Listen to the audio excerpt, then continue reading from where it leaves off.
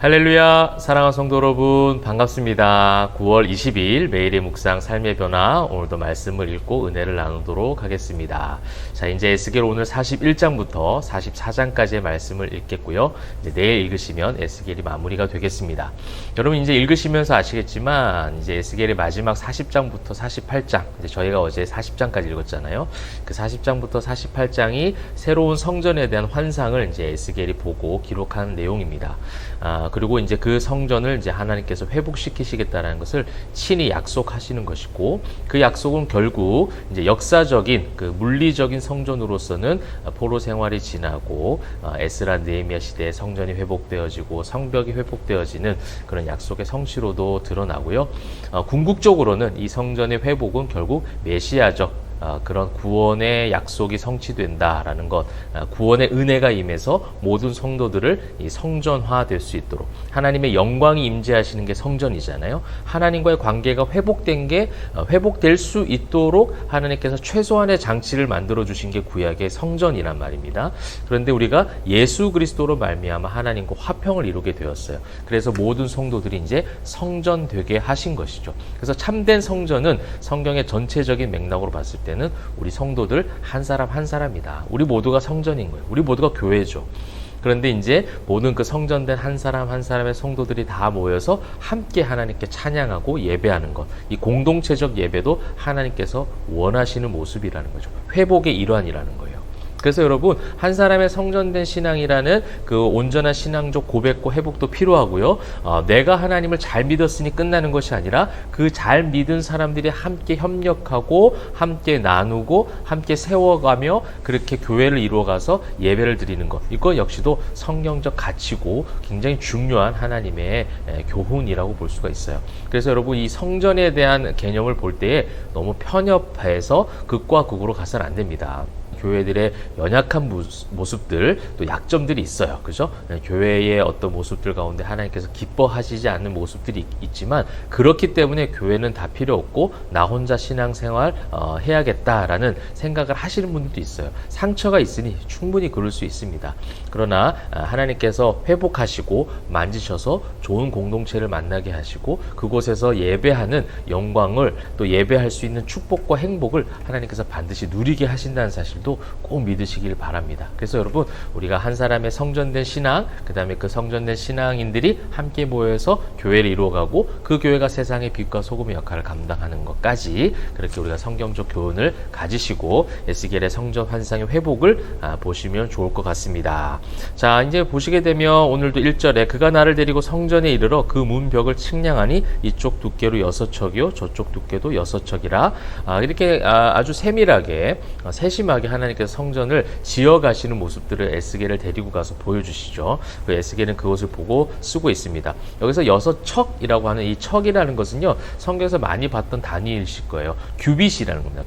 규빗은 정확하게 딱 말할 수는 없지만 45cm에서 한 55cm 정도, 그 사이 정도 되는 길이에요. 그러니까 이제 6척 하면은 6규빗이 되는 것이죠. 이제 그렇게 하나님께서 만들어 가신다라는 것을 참고로 아시면 되겠고, 결국 이 성전을 회복시키시겠다라는 것은 이미 이제 성전은 회파됐습니다. 그죠? 성전을 다 무너뜨리셨어요, 하나님이. 어떤 성전을 무너뜨리신 거죠?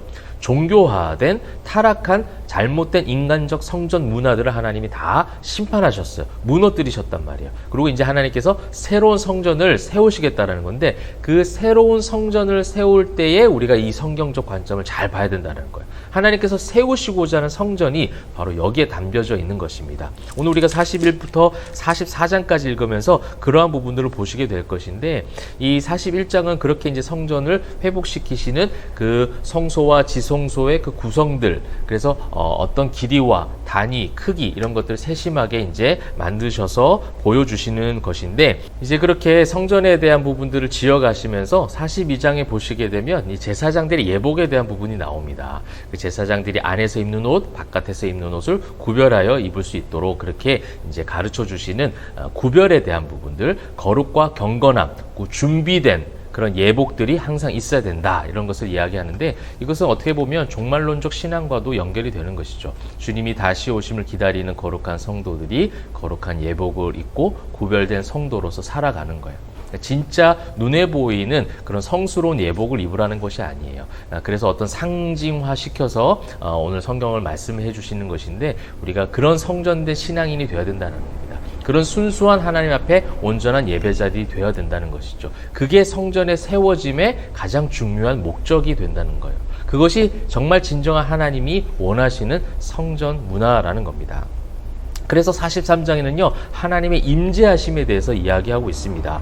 자, 그가 나를 데리고 문에 이르니 곧 동쪽을 향한 문이라. 이스라엘 하나님의 영광이 동쪽에서부터 오는데 하나님의 음성이 많은 물소리 같고 땅은 그 영광으로 말미암아 빛나니. 그 다음에 5절 보시게 되면 영이 나를 들어 데리고 안뜰에 들어가시기로 내가 보니 여호와의 영광이 성전에 가득하더라. 할렐루야. 여러분, 이것이 온전한 성경적 성전이에요. 여호와의 영광이 임재하시는 그곳이 성전이 되는 거예요. 여호와의 영광이 임재하시는 성도들이 있는 교회가 그곳이 성전이 되는 거예요. 진짜 성전이 되는 것이죠. 여호와의 영광이 임재하여 예수 그리스도의 십자가와 부활을 믿는 성전된 성도들이 있는 그 가정이 교회와 성전이 되는 것이죠. 그래서 두세 사람이 모인 모든 곳에 하나님이 함께 하시겠다라는 겁니다. 그들이 모인 곳, 여호와의 영광이 강력하게 임재한 성도들이 모인 그곳에 하나님은 어디에 있든지 어떤 모양이든지 상관없이 그곳에 계시겠다라는 거예요. 그래서 여호와의 영광이 임재한 그곳이 어떤 곳이든 어떠한 장소든 어떠한 환경이든 간에 그곳이 예배 장소가 될 수 있기에 13절 제단의 크기는 이러하니라 하면서 제단에 대한 부분을 이야기하는 거예요.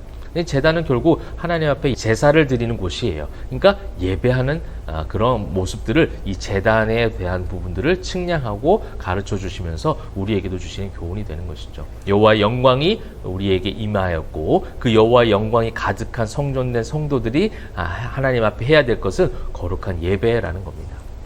그리고 그 예배는 주일날 함께 모여드리는 공예배뿐만 아니라 여러분 일상의 예배자로 살아가는 것, 그것이 참된 성도들의 모습인 줄 믿습니다. 그 다음에 이제 44장에 보시게 되면 나를 데리고 다시 성소의 동쪽을 향한 바깥문에 돌아오시니 그 문이 닫혔더라.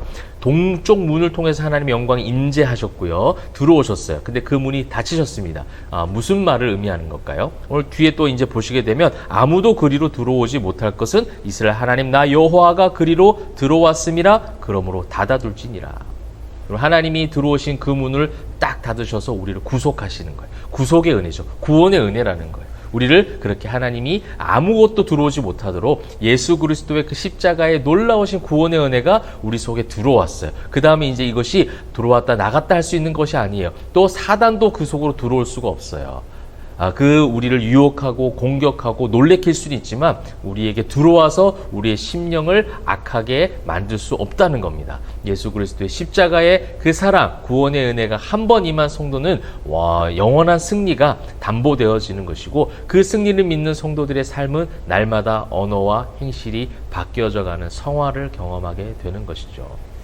그래서 그 어떤 것도 들어오지 못하도록 하나님이 그 속에 오셔서 탁 닫아주신답니다. 구속해 주신다는 거예요. 그 어떤 것도 침범하지 못하도록 우리를 보호하시겠다 약속하고 계시니 그 약속 믿고 굳게 서서 주님 따라가시는, 주님의 말씀 가운데 거하시는 저와 여러분 되시기를 소망합니다. 그 44장의 말씀들이 이제 그런 부분들이 회복이 되어지고, 뒤에는 이제 레위인과 제사장들이 그 속에서 거룩한 행실로 구별되게 살아가라는 거예요. 이거는 여러분 이제 아시다시피 목회자들에게만 국한된 말이 아닌 거 아시죠?